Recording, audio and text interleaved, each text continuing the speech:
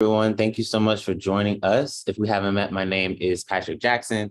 I'm a deacon-elect here at Today's Church, Tampa Bay. And once again, thank you so much for joining us for our Kingdom Bible Study. This is our weekly time where we come together via Zoom, but you might be watching on Facebook or YouTube to have discussion about God's Word, as we know that it's not just good to go to church on Sunday, but really study the Word of God. And from a kingdom perspective, take those scriptures and those stories and lessons in the Bible and apply them to our daily life. Today's church is an all-accepting, Bible-based, Christ-centered, metaphysical church, and Kingdom is our brand of new thought. Our vision is to meet the holistic and diverse needs of all people through our mission of fellowship, overflow, outreach, and teaching. Our colors are purple for royalty and Black for integration. Our core values are reflected in our logo of our puzzled heart, 3 pieces actually, and those puzzled heart pieces reflect our call to love God, love ourselves, and love everyone else in that way. And we believe that Today's Church is the place where all the pieces come together. We're once again so happy that you joined us virtually. It's not too late to join us in the Zoom space if you desire. I've learned in this journey, I've learned to speak the meeting information out loud. So you can join us in Zoom. The meeting ID is 375-007-212. And the passcode is 5107. If not, please feel free to engage on Facebook or YouTube. I'll be watching the stream during tonight's Bible study and would love to engage with you. But enough about all that. Let's take a second and center ourselves as we start Bible study tonight. Father, Mother, God, we thank you for this time once again to come together collectively and study your word. May the lessons and discussions be beneficial to each and everyone in this space. May they bless those that will watch it in the replay. And may we all be encouraged to continue to spread our call to love God, love ourselves, and love everyone else. It is in the name and through the power and the consciousness of Christ Jesus that we say it is so, and so it is, and so we let it be. So we are getting ready to dive into Bible study, and I'm always so excited to share this virtual space with our very own shepherd mother, Deacon Renee Denard Cole. She not only facilitates our Wednesday night Bible study, but also facilitates a Tuesday afternoon Bible study. So if you're looking for something to participate in the afternoons, or if you're at work and you like to just listen in, that is also a great way to kind of dive into the word. We have that in the same Zoom space at 1:00 in the afternoon. So Deacon Shepherd Mother, how are you doing? Happy Wednesday. Happy Wednesday, everyone. I am divine. Yes, I love it. We've, in my 1:00 class, we did Kingdom Principles for Divine Living. Mm-hmm. And one of our things was to, by the end of the book, be living a divine life. Okay.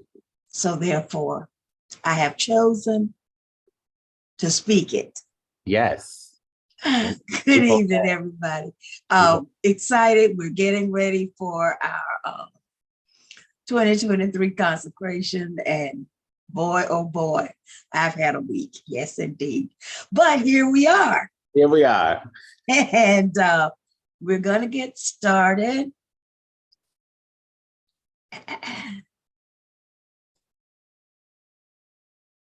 Well, I'm getting good at this, sharing this page. I'm proud of you. I am too, because really, the sheet I probably sent you had the wrong date on it, but this one is correct. Today is the 5th. Wonderful. So we're going to just dive right in with, we're doing Jeremiah, the 11th through 15th chapters this week. We started last week, as I explained in the beginning of this group. This prophet Jeremiah is known as the weeping prophet, and he had a lot of things that he had to deal with according to people not doing what they said they were going to do. And we're going to dive in at chapter 11 and have Patrick go ahead and read that scripture. Sure. It says, this is from Jeremiah chapter 11, verse 3, the Kingdom Study Bible translation. It reads, Tell them that this is what the Lord, the God of Israel, says. Cursed is the one who does not obey the terms of this covenant. Okay, man, this was something because, I see you is the title. And of course, I see you usually to us means the intensive care unit. Yeah. But it becomes intensive care in this chapter because Jeremiah is finding out that there are going to be some things happening because number one, the people did not hold to the covenant. Yep. The covenant that they made with God was like, it just became null and void with them. They just decided to do their own thing. And one of the things that we know for sure, that our word is supposed to mean something. When we declare that we are going to do this thing and we agree, and especially when we agree with God, that's really big. We need to know that there are some consequences when we don't follow that covenant. And they had made a covenant with God and it just wasn't happening. It just was not happening. And I think about that because there are a lot of times that we tell people that we're going to do something and the people are dependent on it. I can tell you one today, I had, it's always something that happens. I had a hair appointment this morning in St. Petersburg at 9:00, my first hair appointment. And I got there and the shop was closed. And I had driven from Tampa to St. Petersburg so that I would be there. And the person that arranged with me, when I called them about it, they said, and it was 9:00, and they said to me on the phone, just as clear as they could, my phone just went off to remind me that I'm supposed to meet you at 9:00. Well, most times if you're going to meet someone at 9:00, your phone usually goes up before that. So that you can be where you're going to be when you say you're going to be there. Right. So he asked me if possibly I could be there at 10. I say, well, I'm already here at 9. So, yes, I'll be here at 10. And then once he came and we got started, while I was just sitting there waiting, he said, I'll be right back. He said, because it'll be time to shampoo your hair. And I'll be right back in 15 minutes. Well, 15 minutes came and he was not back. And so then about 30 minutes later, he showed up. Well, the covenant was broken. So when I finished with my hair appointment with him, I usually give him a good tip. Well, today he didn't get one because the covenant got broken. And that's about the simplest way I know to explain to you what it means to keep your word, especially your word with God. There are consequences when we don't keep our word. Patrick, I don't want to take the whole thing from you. No, I love this topic, and this is something that I am challenged with, if I'm being transparent. Some of that is because I overcommit. So even when we step back from this, think about the covenant before you go into it and understand what you are agreeing to. I was Googling, just looking at different definitions. A lot of the different definitions really speak to a covenant, not only being an agreement, but a binding agreement. So you intentionally are aware that if for whatever reason you do not keep up with this covenant, that there will be some type of curse, some type of seemingly negative, right? There's nothing really truly negative in the kingdom, but something that will be a little bit uncomfortable, cause a lesson.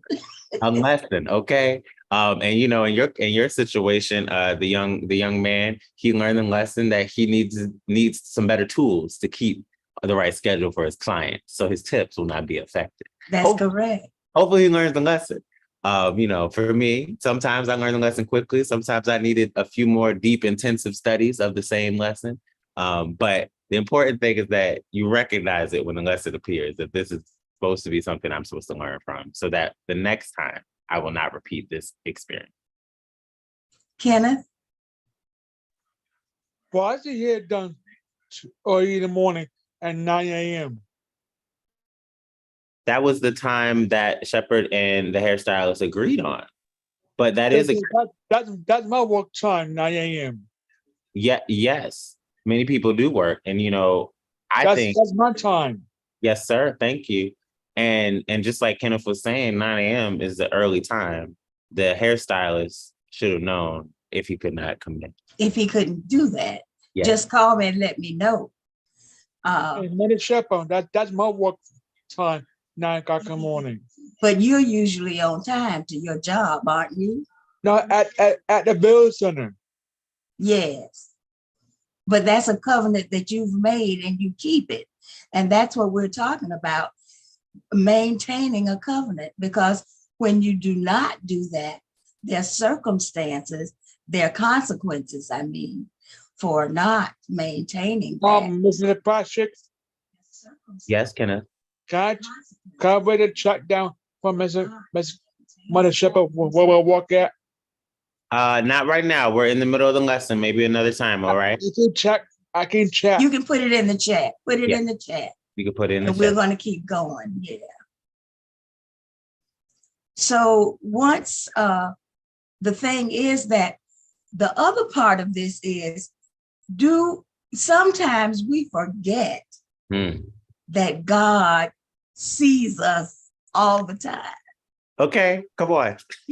Because God is saying, I see you breaking the covenant. I see you not doing what we agreed to do.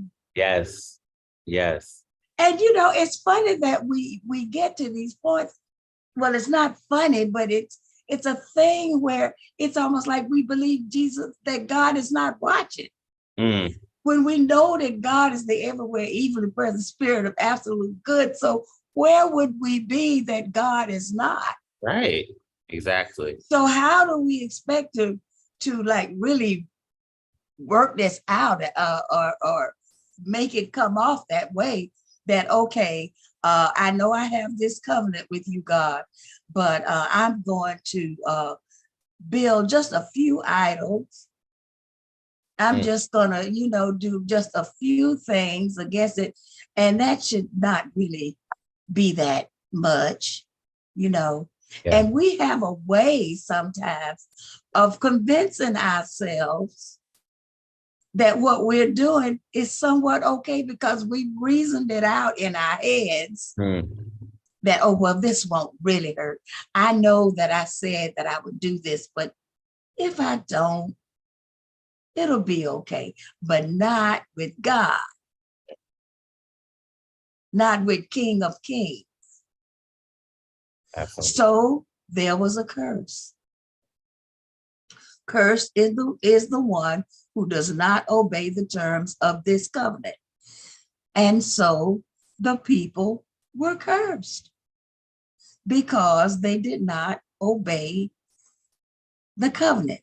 Now, here's the thing, though, this conspiracy. Now, the people felt like Jeremiah was just saying this to them.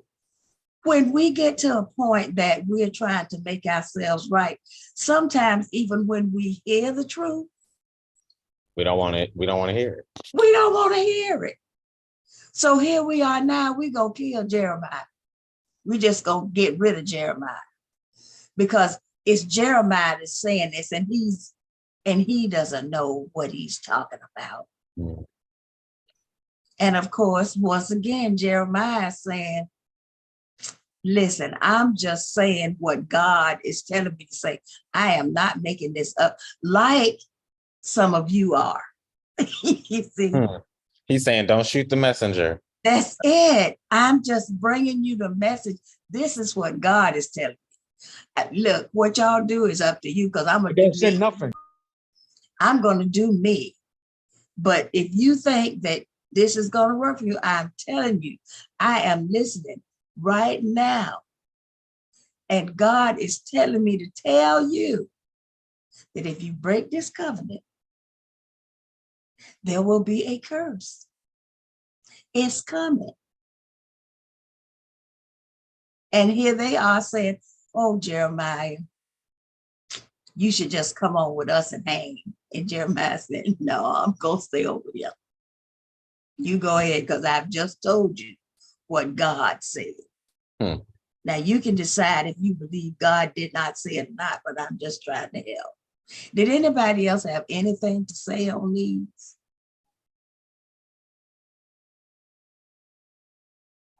Okay. If no one else does, I just want to add one other thing in. Okay. Shepherd, as I was sitting here thinking, what I love in this chapter is that we got this first kind of situation of breaking the covenant. And it wasn't just that we broke the covenant and we had this curse experience, but like God provided another opportunity for us to make a new choice. How about that? We'll say new choice. And even still, they still disregarded Jeremiah, and the situation got worse. That's So it. that's what I love. Like God is like, okay, you broke this agreement. I'm not mad at you. It's cool. You know, you're only human. You're not only human, but your humanness is showing right now. So that's cool. Let me just give you one more opportunity, just a chance to see if you could catch yourself in this moment before we have to repeat the whole thing. Let me just see. One more time. Yeah. And that's all right. They needed to learn it a deeper way. Go ahead, Deacon Shara. I was just going to say, God is a covenant making God all through his word. He made a covenant with Adam. He made a covenant with Moses, yeah. with David, with Abraham. And every time a covenant was made, the people got hard-headed and hard-hearted and did something against the covenant. It just seems to be a repetitive action. I don't know what it takes for us to adhere to the covenant that we make with our maker, That's true. And the thing about it, it's not like we don't know there's a consequence. Mm-hmm. It's not like, but this time, no, it happens every time. And like you say, Deacon Cheryl, we read it time and time again. Mm-hmm. God says it time and time again. Mm-hmm. But like Deacon-elect Patrick said, God is so faithful and so compassionate, and he he knows that we are human and that we are subject to going to the left instead of following the rule. Golly. Well, I tell you. Well, we'll move on to, if no one else has anything. That was a good conversation, y'all. Yes. That was a good conversation. Let's go to Jeremiah chapter 12. And Deacon Cheryl, why don't you go ahead and read that scripture for us? Okay.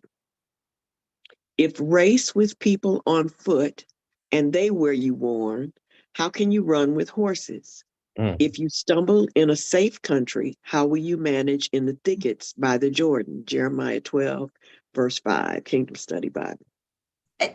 Listen, if you can't do this, what makes you think you can move on to higher things when you can't do the little things that I'm asking you to do right now?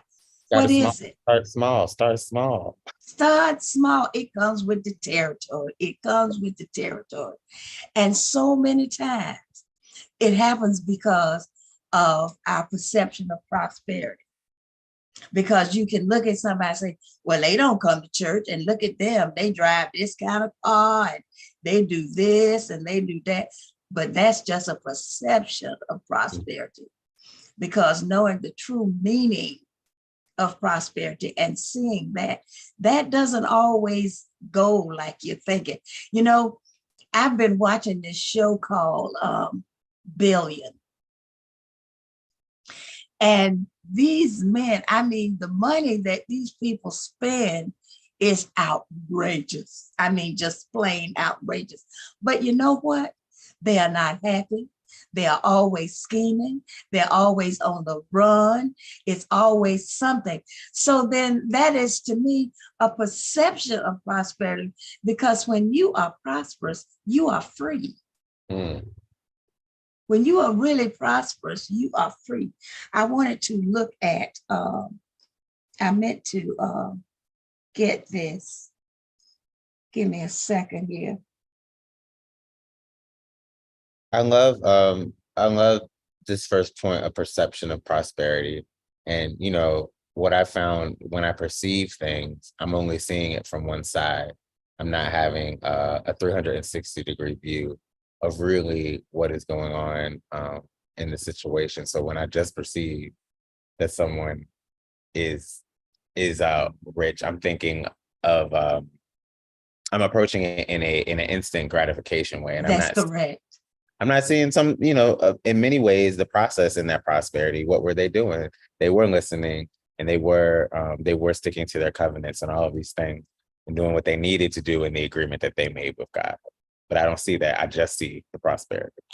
And you know, the thing about it is, we never know the underlying story. Mm. We just don't know it. And what could look to be a happy thing doesn't necessarily mean it. Here I am again, you know, I'm a TV person. My great grandmother watched it. When I was growing up, we had 3 stations, and she watched all 3 of them till the TV went off and the Star Spangled Banner played. And the flag flew. So I kind of inherited a thing about the television. Mm. Well, I've also watched the story of a Black violinist and concert violinist, Chevalier. Mm-hmm. And in that story, there was a couple that looked like they were very happy and everything was going great. The lady was walking around in the market just as pregnant as she could be. But the baby didn't even belong to the man that she was walking around in the market with. Mm-mm. But you see, to look at the couple, they look so happy, walking around. She's expecting a baby. He's happy. She's happy, we think. And then you find out something else. Yep. So there's always a way that we look at this perception of prosperity. I wanted to read Jeremiah 12:2. You have planted them, and they have taken root.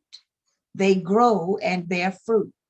You're always on their lips, but far from their hearts. Mm. Mm. You see, that's that I love you thing from the mouth. Mm-hmm. That's yes, God from the mouth. That's not yes, God from the spirit, soul, and body. Right. So you have that perception of prosperity. And then we have the people's abandonment. Let's see.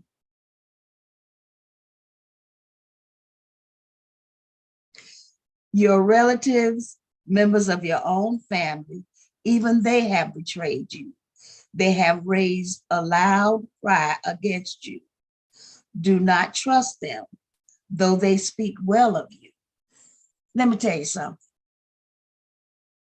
As long as I was living in the world, there were people in my family that were really fine with me. And even as I got into the church, they were still okay. But when I got into this kingdom thing and I started actually living a kingdom life, they kind of dropped off the map. They kind of just went away, but that's really not abandonment. That is actually being able to relieve yourself of something that you may not have even known how to relieve yourself of. It was like, how can I just stop this? But when you're abandoned, people leave you. So you don't have to worry about them, how to get rid of or how to stop seeing, because there are people that I was talking to when I started at Unity Temple of Truth Church that I can't tell you one thing about them this year, right now, right here and now. Nothing. I know nothing of it. It makes But- me, oh, go ahead, Shep, I'm sorry. No, go ahead, Patrick. I was just gonna say, it makes me think that, you know, if the people that are in our lives are mirrors of us, if someone is leaving, that represents a piece of us that is elevated or grown to a point where we don't need that reflection, because it's no longer a reflection. It's just there. So that is also a moment of growth. You know, as That you is a good illustrated. moment of growth. Yeah. Well, I tell you, does anyone else have anything to say about people's abandonment?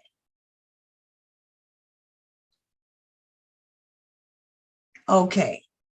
Now, this is the one, patience of God. You know, we were just discussing that basically up here in in chapter 11, where we're saying that God is giving them chance after chance to do things right. And they're still not doing it. And what we're working on, I know what I'm working on, is getting closer to the patience of God, because I am more patient now than I was, but I'm not as patient as I desire to be. Does anybody know what I mean by that? It's a process. Yes, it is. It is a process. I'm with you, Shepherd. I just came back from some traveling, and I was in the airport in Dallas getting ready to leave, and there was a large line of pre-boarding people, and I really wanted to get back to Tampa because I was thinking I have things to do. I got to prepare Bible study tonight and all these other things, and I had to be paid. In the moment, I said, Patrick, there's nothing you can do about these people that need to get on the plane before you. So just sit, stand, just be still and be fine. It's gonna be okay.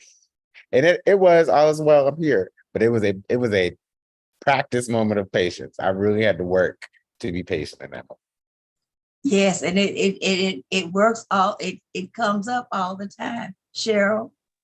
I was just going to say, I have found that the more I pray for patience, the more opportunities I get to try and practice it.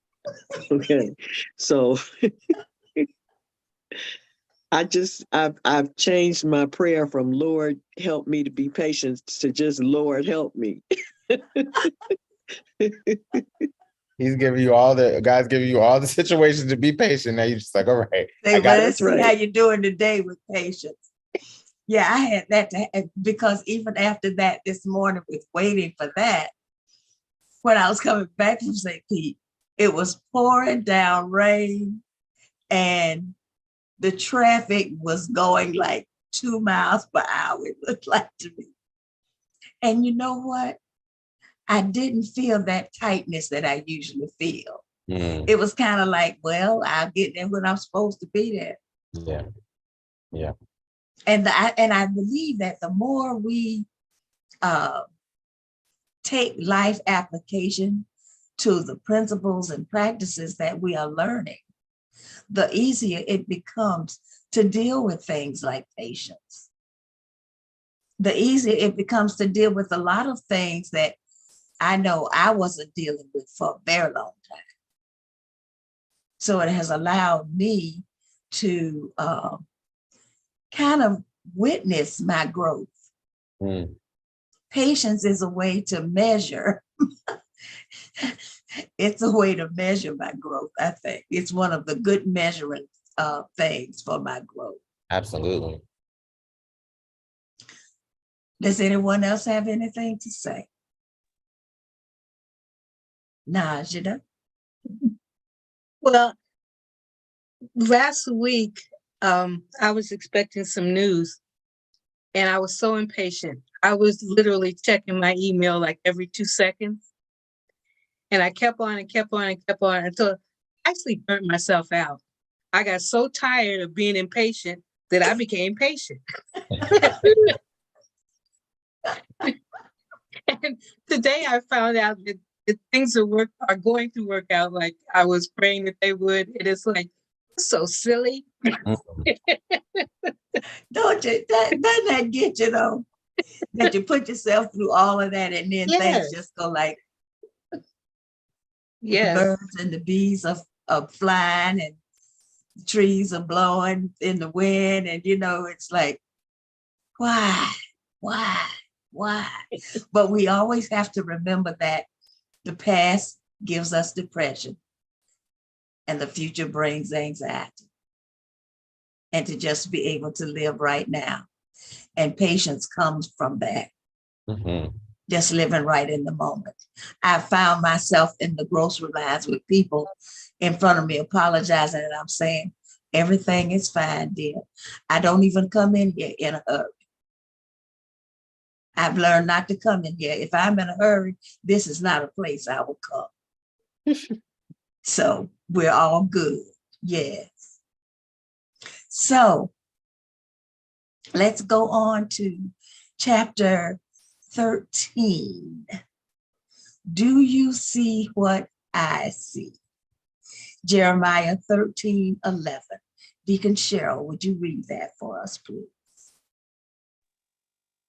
For as a belt is bound around the waist, so I bind all the people of Israel and Judah to me, declares the Lord, to be my people for my glory, praise, and honor. But they have not listened. Jeremiah 13:11, Kingdom Study Bible. Here we are. And the book of Jeremiah is filled with allegories and always giving an example of something to make you understand. And it just travels over to me to the New Testament because I watch this show and Jesus is always giving some type of parable or some type of story to get people to understand what he is saying. And I enjoy that because I remember growing up, my favorite book was Aesop Fables. And that was because there was always, and the moral of this story is, and I liked that kind of thing, that moral of the story. And here we have, in this, God gives 3 examples to Jeremiah to understand what is going on. And the first one was the linen belt, where he was trying to show that no matter what, we are connected to God. He said to get the linen belt and put it around your waist. And once he put the belt around his waist, God said to take it off and bury it. And once he buried it, God said to take it up and put it back on. And it was still the same linen belt. No matter what had happened with it, it was that same linen belt. And there was nothing that could break the connection between God and that belt. And God always was giving Jeremiah some type of story to make him understand. Now, the one with the falling crowns, now the crowns were falling off the people's heads, because the ego had gotten so big, the head was so big, the crown couldn't fit anymore. You know how you get to a point where things, and you can't put it back on, because once that swelling starts, it takes something for that swelling to go down. So you may want to pick it back up. That's even when your feet swell, your shoes can't wear them. You know, you have to do what you need to do to keep your feet like they're supposed to be, so you can enjoy walking around in your shoes. But with this belt, regardless of what shape the belt was in, it was still the linen belt, and it could still go around the waist. The crown, hey, you have egoed out of this.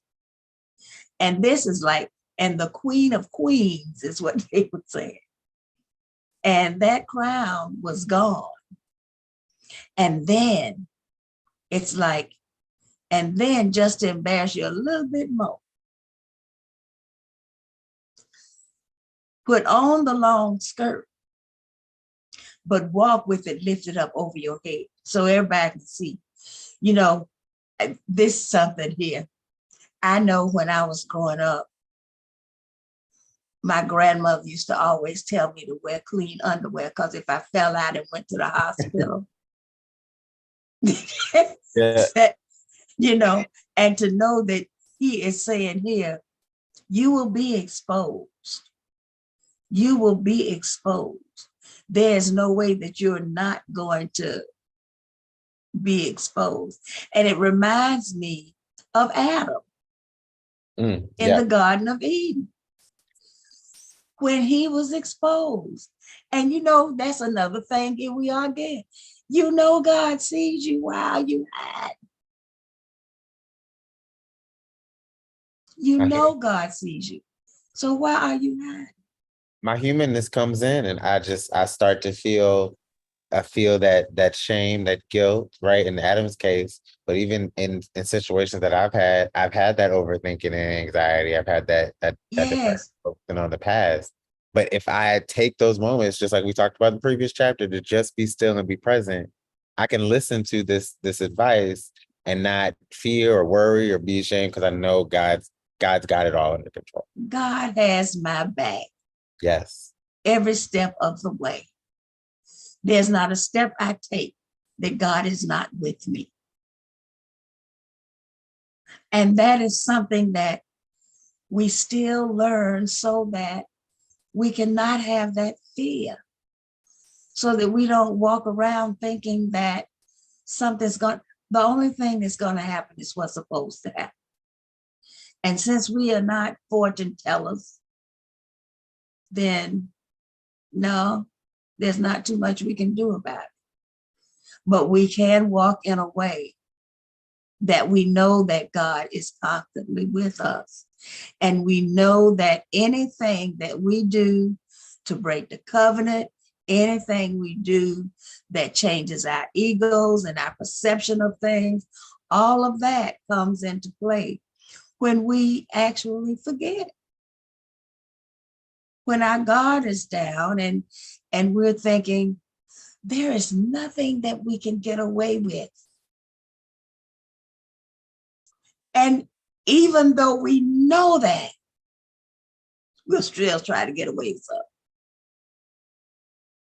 Knowing that at some point, you didn't get away with it. It's coming.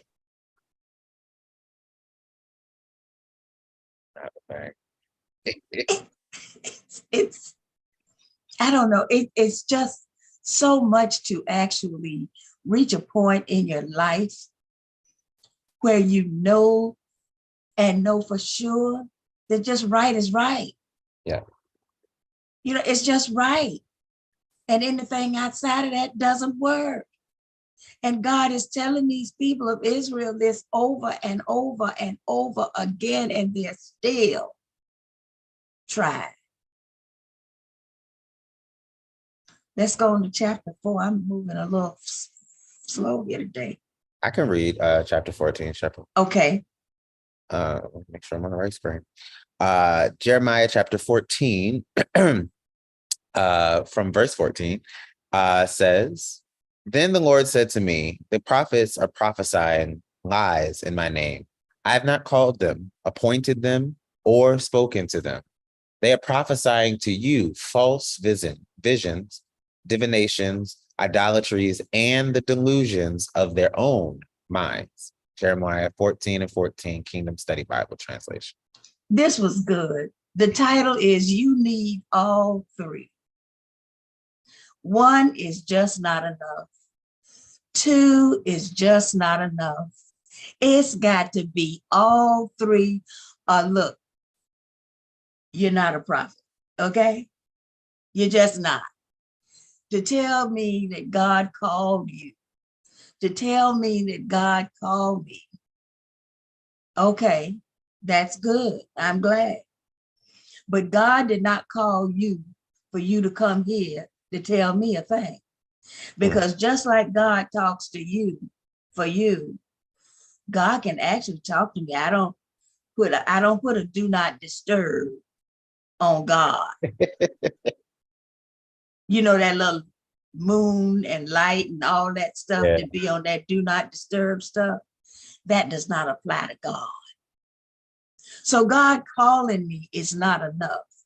And I think Dr. Pulley did it like, he said, what is 1/3? That's 33 1/3. 33 1/3 is an F in anybody's class. There's no class that you go to that 33 1/3 is an A. And then with God appointed me, see, we try to choose on our own who to talk to about things. And we wonder why it doesn't always go right. Because I was not appointed to that person. I appointed me. God did not. I did. See, that's what these people are doing. They are coming up with this stuff. They're not getting this stuff from God. God did not tell them to do any of this. This was them doing false prophecy to people. This was them coming up with things to try to make people feel better. When they knew that the walls were falling down around them, the floor was being snatched from under them, and they are still there talking about, wait, there will be ice in this hell. There will be ice. Don't worry about it. I heard from God. God told me so. Knowing, and the people so gullible and believing it. If God gives me a gift of calling, God will also give me my audience. God will also, and you will find yourself places where you just start talking to people about things. It's not like you're walking around looking, oh, these people need me, I'm gonna go over and talk to them. That's not a good idea. That's never a good idea. So now you have God called me, which is 33 1/3%, which is an F. God appointed me, which is 66 2/3. I think a D is 70, right? Yep, 79. 79. 70 to 79 is a D. 77 is a D. So that's not going to help. You need all three. God spoke to me. God called me, God gave me an audience, and then God spoke to me as to what I'm supposed to say. I'm not saying this stuff because I'm sitting up here making it up. It wouldn't even come out this fast. I don't believe my brain works this quickly. You see, when we are speaking about God, when we are speaking from our heart, when we are talking about the things that we know about, because we've already studied this and God has already given it to us and said, okay, this is what you do. I can tell you that I remember a time that I would sit in Bible study and say, Lord, I could never teach Bible study. That's just too much. And then I found myself going, oh, well, I teach Bible study. What did I just say? And not will I teach one Bible study. I teach 2 of them. That didn't come from me. I'm telling you right now, it didn't come from me, because when I think about the things that you do and all the activities that you participate in with today's church, everything that you are doing, your gift is being used, you have an audience, you know that God has spoken to you, because sometimes you sit there and say, now, if this was left up to me, would I really be doing this? Because when I stop, I can't stop to think about it, because if I stop to think about it, I can't even answer what. But it's just the idea of knowing that we need all of it, not a piece of it. Just because I joined the church does not put me to the next level. I've got to go in consciousness to get to that. That just does not happen overnight. There are things that we have to do, and we will do them as we are called, as we are appointed, and as we are spoken to. But we can't do one without the other. We can't do 2 without 1 and 3. We can't do 1 without 2 and 3. We can't do 3 without 1 and 2. We need all 3. Anyone else? Love that Good parallel. evening. Pardon me? I was just saying, I love that parallel of the number 3. Yes. Yes. Good evening, Wanda. It's good to have you, dear. Hello, everybody. Hello, Miss Wanda. I see Deacon-elect Christine is in the Zoom room as well. Good evening. All right. Good evening. Good evening, everyone. All right. Christine is here. All right. Let's go chapter 15. Najla, can you help us with that? Is it big enough? Yes, ma'am, it's fine. Okay. Then the Lord said to me, even if Moses and Samuel were to stand before me, my heart will not have mercy on these people. Send them away from my sanctuary. Let them go. Let me tell you. States of consciousness. Moses is a state of consciousness. Deliverance and frustration. And you know how Moses was? Moses got the tablets, but because of his frustration with the people, he broke them and had to go back again because he was frustrated. He had something to do. His job was to deliver the people, but he was getting so frustrated, he had no patience. No patience. See, we can always go back and see how these chapters fall into place with each other because one feeds into the other. Moses was a state of consciousness. Here we know it's states of consciousness. Have you ever heard anybody say, I got to go find my authentic self? Well, my authentic self is with me everywhere I go. I can't go to a place and find it. Whatever I'm doing, if I don't change that state of consciousness, no matter where I go, the same thing is going to happen in relationships. You listen, look like I kept having the same boyfriend, even though his name was different.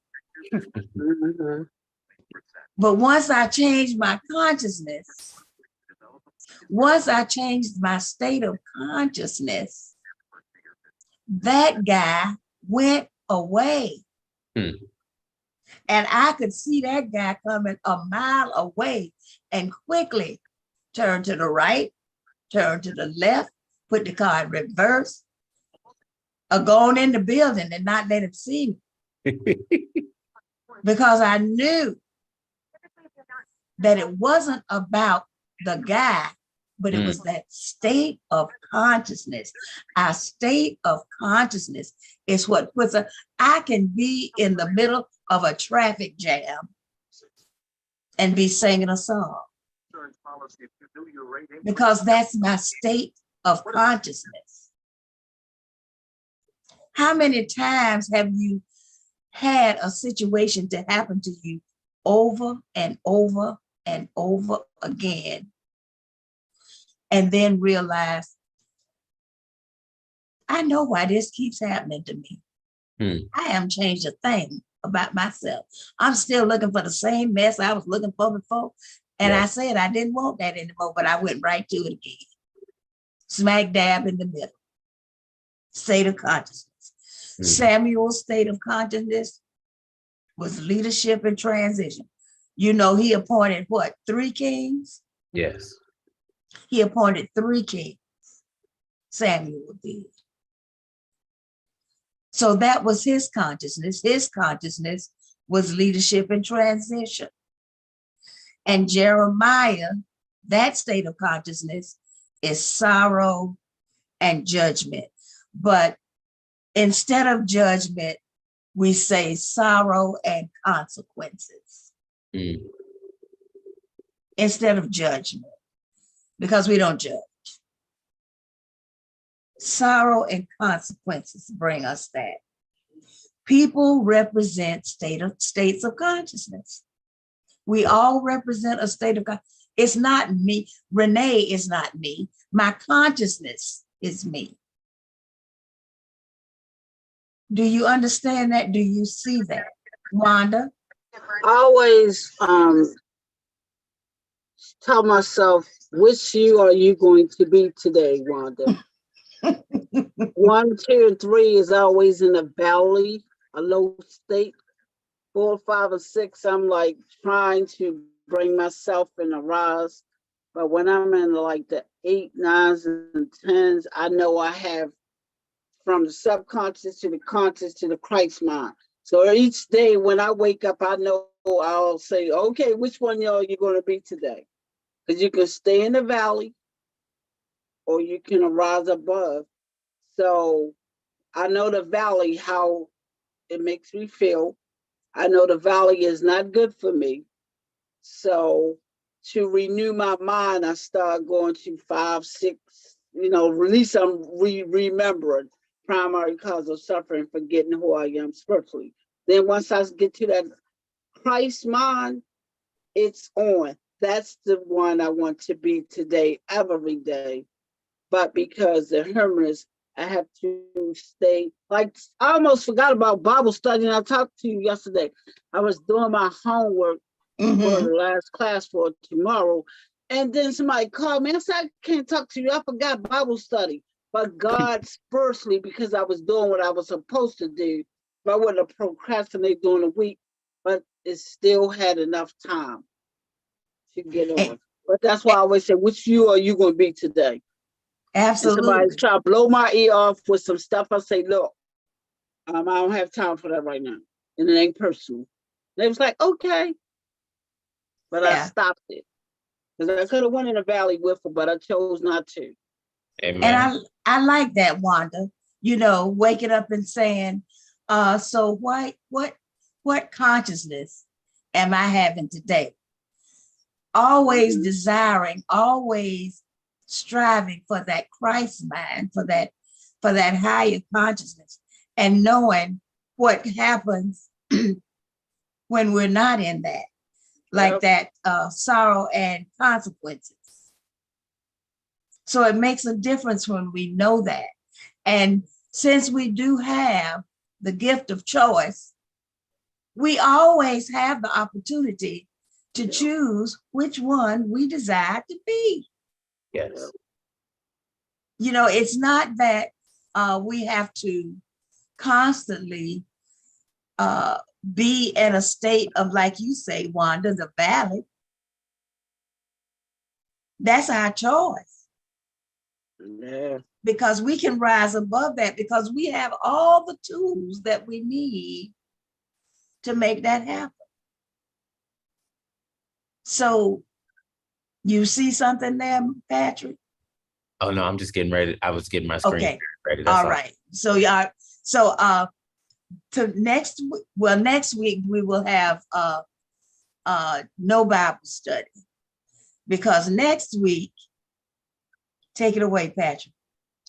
Next week, we hope that you will, not we hope, you will see us virtually. If you want Bible study, you should just pop on into the Facebook or YouTube on Today's Church or Kotek Increase, because Increase 2023 is next week. So we have folks coming in as early as Monday and Tuesday of next week, and we will be starting things officially with the larger body of the Church of the Everlasting Kingdom next Wednesday. It's not too late to sign up for virtual registration. And of course, if you're physically in the area and you desire to participate. Oh, you about to close? Ken, if I'm in the middle of speaking, let me do this. This is a big important thing, all right? Thank you, friend. If you are physically in the area in Tampa and St. Pete, Clearwater, Pasco, Hernando, Orlando, you can even come from Lakeland, all right? I won't tell anybody you live in Lakeland. We want to see you there. All right. Please join us at the Embassy Suites USF. We would love to see you. If you are worried about, I got to pay and register, that's all right. You can come to one of the services for free. Amen. We have some early morning services. We have some evening services, Saturday and Sunday. So we hope that you will join us. And before we close out, I do want to just express that this is a moment where we can use one of our spiritual practices, the practice of giving. And specifically, this is where we sow into our prosperity consciousness. So I invite you to hold your offering or your phone, if you're giving digitally, in your left hand, the hand of work, and cover it with your right, the hand of favor. And in one moment, I will put our prosperity offering up on the screen. I invite you to speak this quietly to yourself at home while I read it aloud.